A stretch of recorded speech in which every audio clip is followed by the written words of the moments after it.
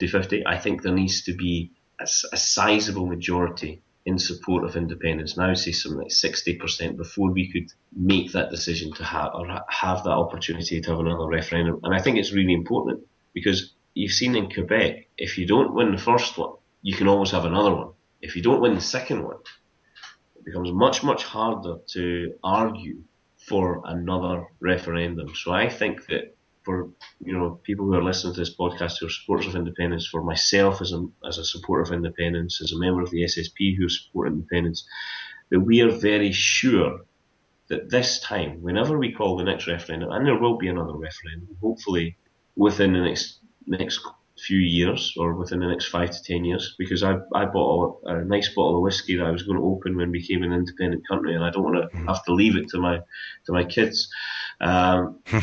So I think that we have to be aware. We have to make sure that the next one we win, and we have to learn the mistakes of where we went wrong, and that's part of the game of politics.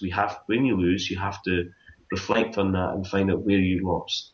And it's the same for referendums, same for independence. We have to reflect where we went wrong, what could we have done better, what areas do we need to get more support in, what areas did we not exploit that potential support as much as we could have done in enough time. I think if that referendum had taken place in November rather than September, the momentum that we had, it probably would have been a yes. Mm-hmm. We just ran out of time. And then the scare stories started coming in the last weeks because that YouGov poll. But I think just the momentum, we were probably about 6 weeks late with the momentum that we were getting. And we started just a little bit too late to pick up. And I think, 6 weeks later, we probably would have got a yes vote. It probably would have been a 55-45, the opposite way around, I would have said. But I think we were just a bit too late in picking it up. We have to look at that and find out why we weren't ready. And these are all lessons we need to learn before we move forward for a second referendum. I also think a major thing that needs to be done before the next one is a clear, simply defined currency plan. Now, it might well be that the plans and the ideas that were being given out about currency, they might have had a lot of economic merit, and they would always say, oh, these, eminent economists have suggested this might be the best idea. But in a certain way, for a lot of people, it was kind of technical, which allowed the Yes campaign to be beaten with a stick on the currency issue, even if it wasn't necessarily fair. If we're supporters of independence, we know what the UK media are like, we know what the UK government is like. It's never going to be fair. I think we need to have something that's clearer and simpler, and work on making that plan clear long before the campaign starts, so that it's there and it's in everybody's minds before we even get going. Absolutely. I mean, I think there's an argument, I suppose, that if we had that clear currency, once they mentioned that if Alex Salmond had said, okay, here's plan B, they would have went on to something else. But certainly the duration that it went on for, if Alex Salmond had just said, we want to have a shared currency, here's why, what is your plan B? Well, plan B is we go to, or we, 4 options at the time, and we sink in with the pound, with our own pound, and whichever option it would have been plan B, and we could have had economics lined up behind that as well. There was ways we could have just ended that story. Instead, we allowed it to drag on for the last 8 months of the campaign, so that in the 2 debates with Alistair Darling and Alex Salmond, the first debate's always going to be the crucial one, because that's the first impression. Alex Salmond wiped the floor with Alistair Darling in the second debate. I don't think anybody can deny that. But by then, I think it was too late, because the people had watched it, and the currency dogged the entire debate and dictated the debate. So I think you're absolutely right. I would suggest that, it's going to be difficult as a movement to always have the same ideas. I mean, the SSP were against the currency union. Labour for Independence sort of took a more, okay, we can see why, let's do it for 5 years and then agree to move over to our own currency. The Greens were also against the currency. So, I mean, the transition period in that, I think, can be questioned. I think it's difficult when you do have so many different support groups.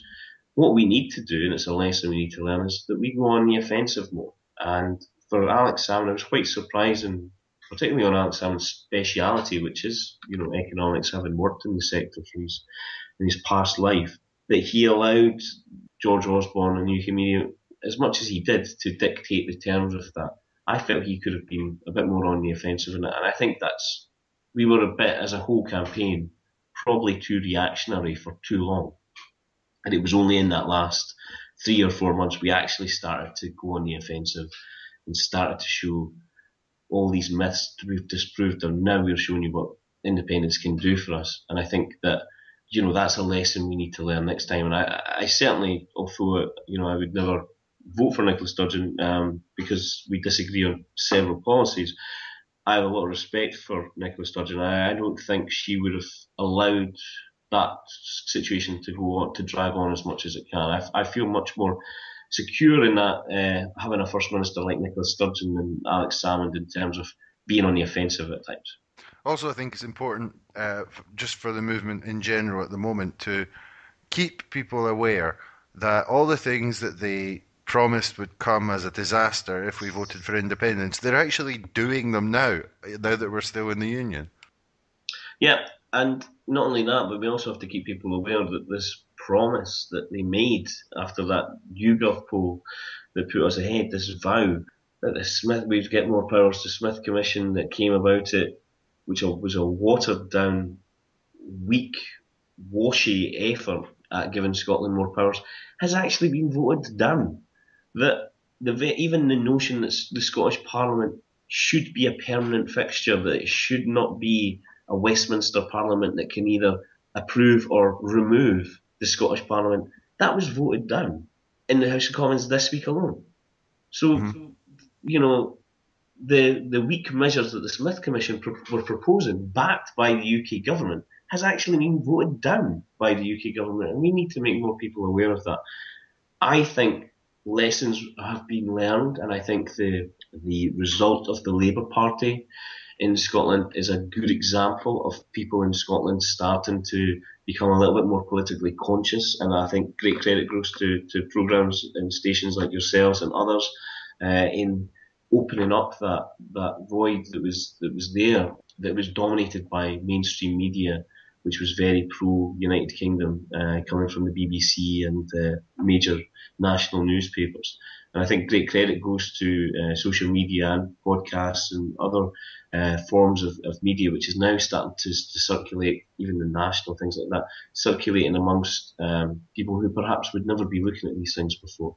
These are all parts of ways that we need to continue to improve and to continue to promote in order to get us into that position where we are 60-40 in front in opinion polls, and we are confident that we would win that second referendum before we can do it. All right, thanks, Alan. And we should always finish on a high note. So, just one wee question about Labour for Indy to finish. How did you manage to trick Anna Sarwar into holding up that Labour for Indy flag? Anna Sarwar was probably one of our biggest publicists, to be perfectly honest. He talked about us in the House of Commons and everything as well. He knew exactly what it was and what he was doing. He was a very good sport, so credit goes to Anna for that. I don't agree with a lot of what he says politically, but I've never had an issue with him personally. What I think is best about that picture, and I hope that you can, if you've got this on a website, you can maybe put the picture up beside this podcast, is actually the billboard in the background behind Alex Bell, who was our chairman, and Anna Sarwar holding the flag on a very wet May, I believe it was.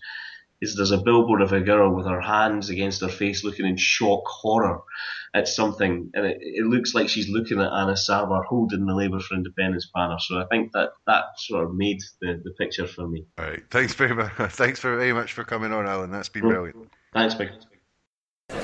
Order! Well, come to the table. Read it out. Ayes to the right, 271. The noes to the left, 302.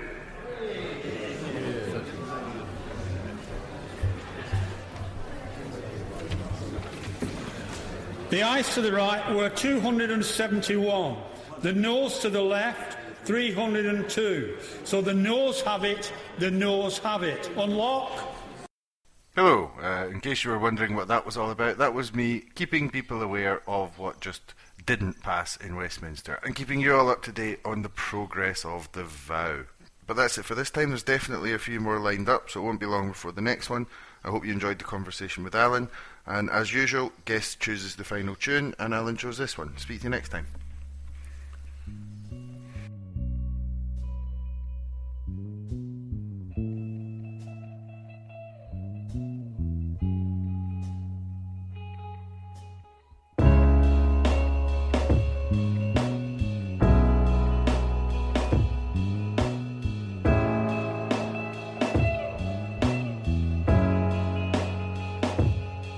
We are proud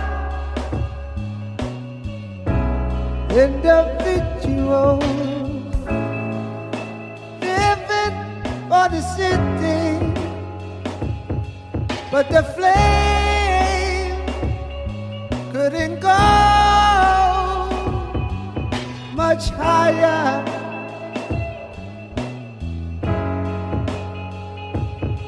We find God and religions to paint us with salvation, but no one, nobody can give you the power to rise over love, over hate. Through this iron sky, the fast of it coming on mine. Over free earth and into freedom.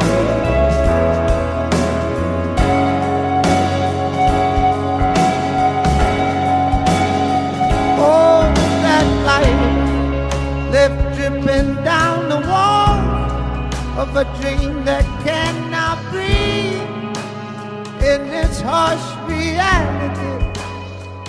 Mass confusion, spoon-fed to the blind, serves now to define our cold society from which we'll rise.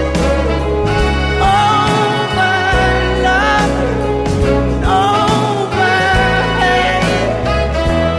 Through this iron sky, the fast of it coming on mine. Over fear and into freedom. Oh, you just got to hold on. You just got to hold on.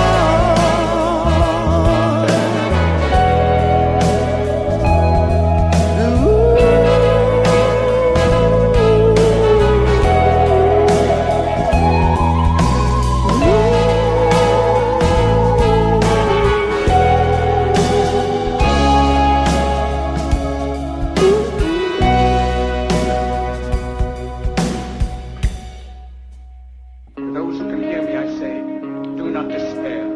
The misery that is now upon us is but the passing of greed, the bitterness of men who fear the way of human progress. The hate of men will pass, and dictators die, and the power they took from the people will return to the people. And so long as men die, liberty will never perish. Don't give yourselves to these unnatural men with machine minds and machine hearts. You are not machines. You are not cattle, you are men. You, the people, have the power to make this life free and beautiful, to make this life a wonderful adventure. Let us use this